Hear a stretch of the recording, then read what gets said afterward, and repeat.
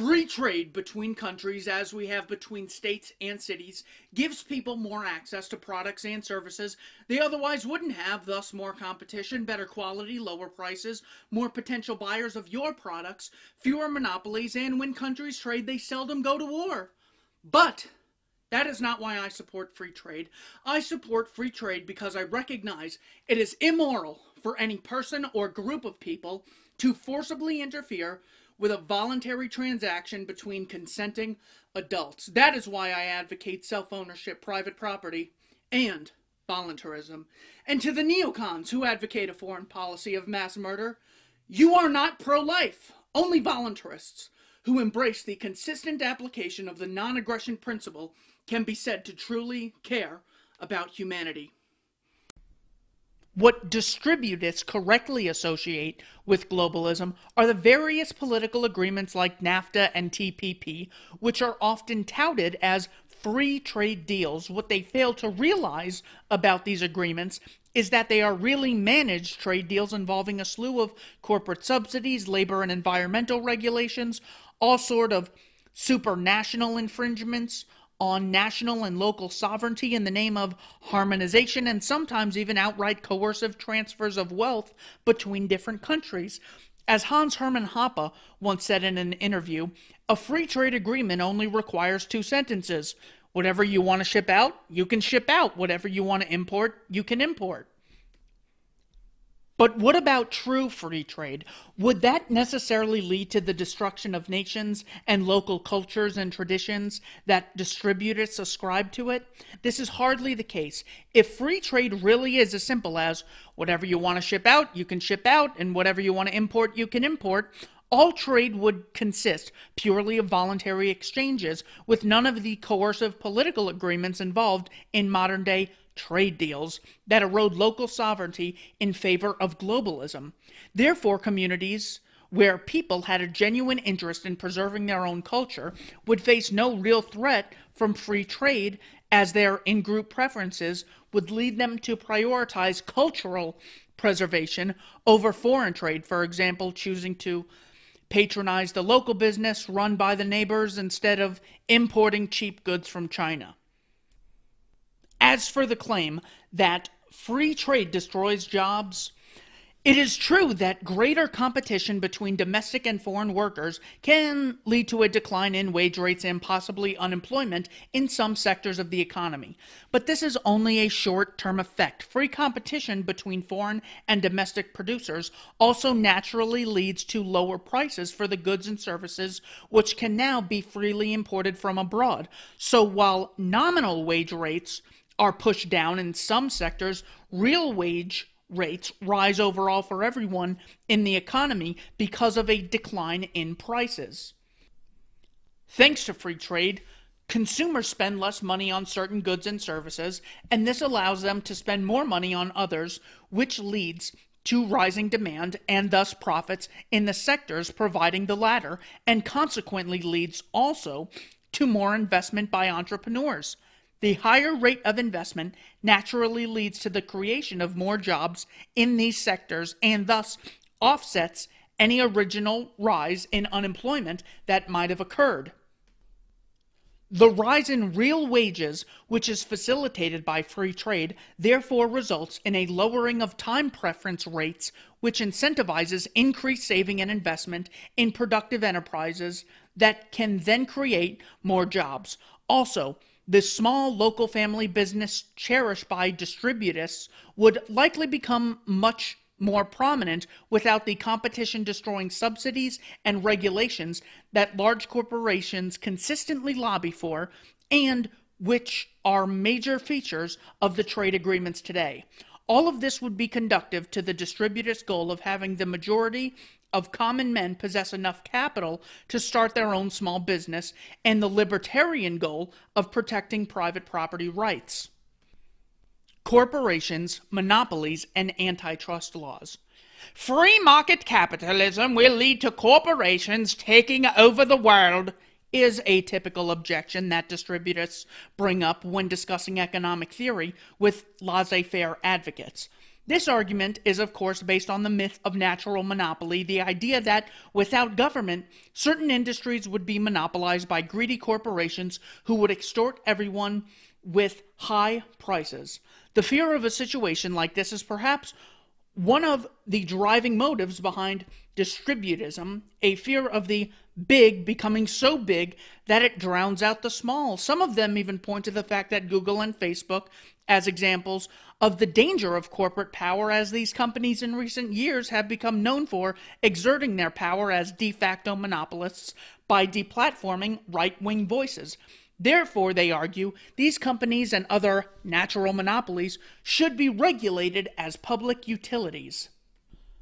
Aside from the obvious problem that would come with government regulation of social media platforms, i.e., do we really trust U.S. government officials to be much more sympathetic to right-wing figures than Mark Zuckerberg, and the fact that Google and Facebook receive billions in government subsidies, making them anything but natural monopolies, the broader issue is with the very concept of natural monopoly itself. Thomas De Lorenzo explains the economic theory as well as an extensive historical account refuting the concept in this article, The Myth of Natural Monopoly, which I would highly recommend reading in full. In summary, the theory of natural monopoly is an economic fiction. No such thing as a natural monopoly has ever existed. The history of so-called public utility concept is that the late 19th and early 20th century utilities competed vigorously, and like all other industries, they did not like competition.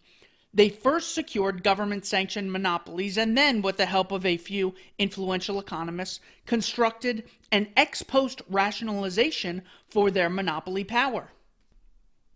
This has to be one of the greatest corporate public relations coups of all time.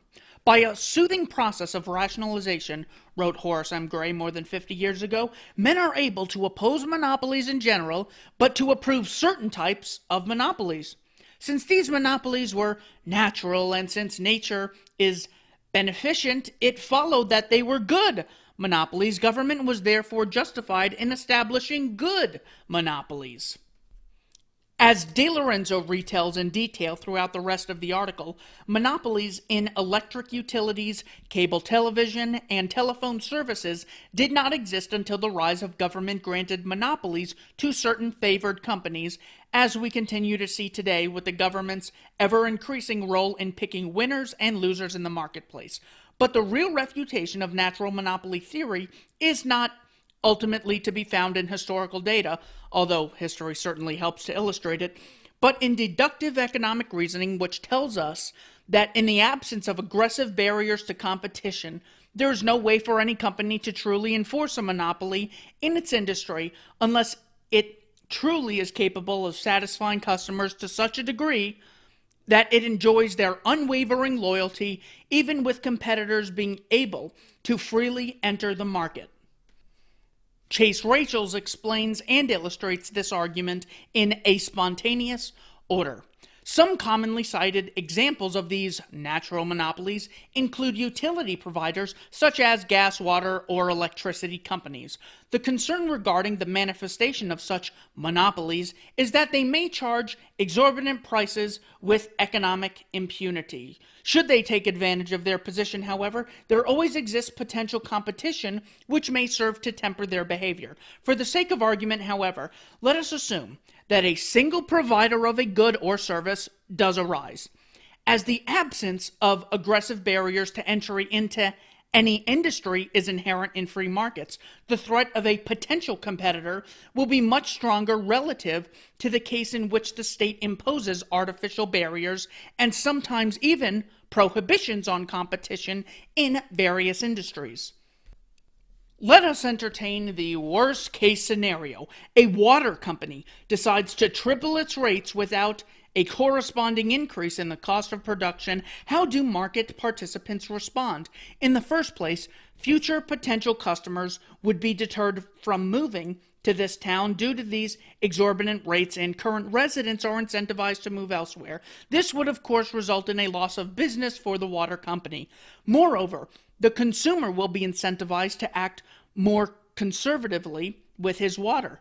Perhaps husbands and wives will take showers together, decrease how often they water the lawn, or instill rainwater collectors in their backyard. How the conservation is accomplished is irrelevant. Less water will be used, and the decrease in the usage of water translates to a decrease of revenue for the water company.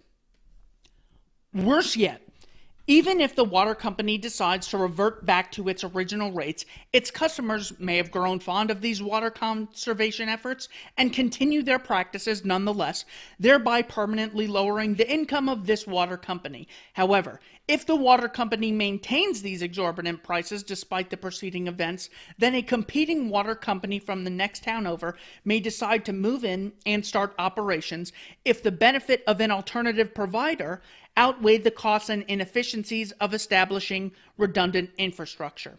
If in response to the presence of a new competitor, the old water company decided to return to its lower rates, the customer's trust in it would have nevertheless been undermined. Consumers may choose to switch over their services to the new water company, even if it does charge marginally higher prices, so long as it can demonstrate a long history of stable and predictable prices. Furthermore, a common practice before developing any land in an area is to make contractual agreements with surrounding utility companies regarding price fixing. This type of reassurance will incentivize prospective developers to build homes and businesses on this land.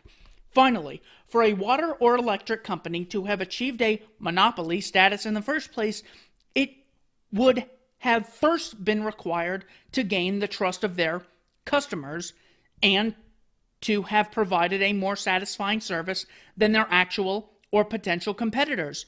The likelihood of this company fundamentally changing business practices that made it successful in the first place is relatively low.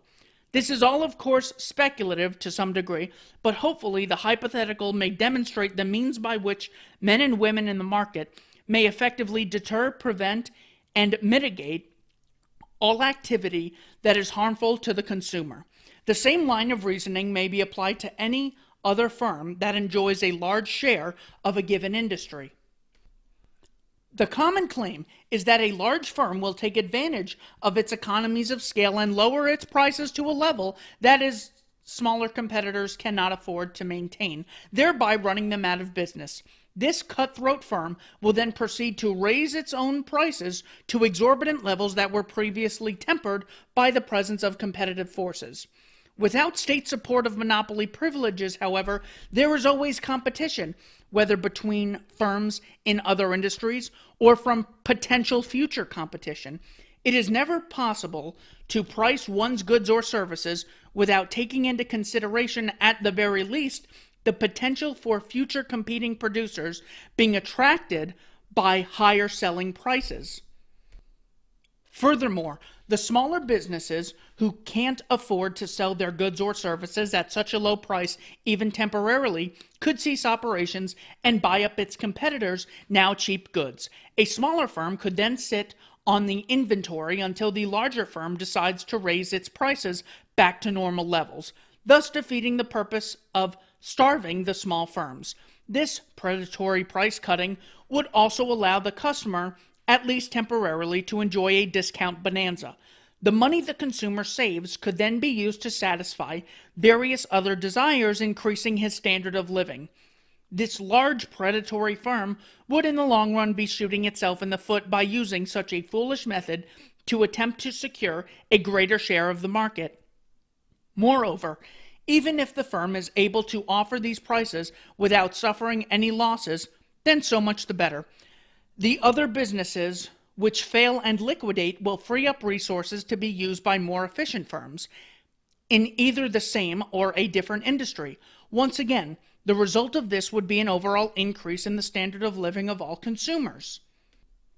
In a free market, large corporations can never truly attain the status of monopoly and thus can never be the threat to small business, family firms, and independent tradesmen that distributists make them out to be. Rather, the dominance of these corporations that we see today can be attributed to the various government interventions in the marketplace that cripple competition to the benefit of those with the connections to influence government policy.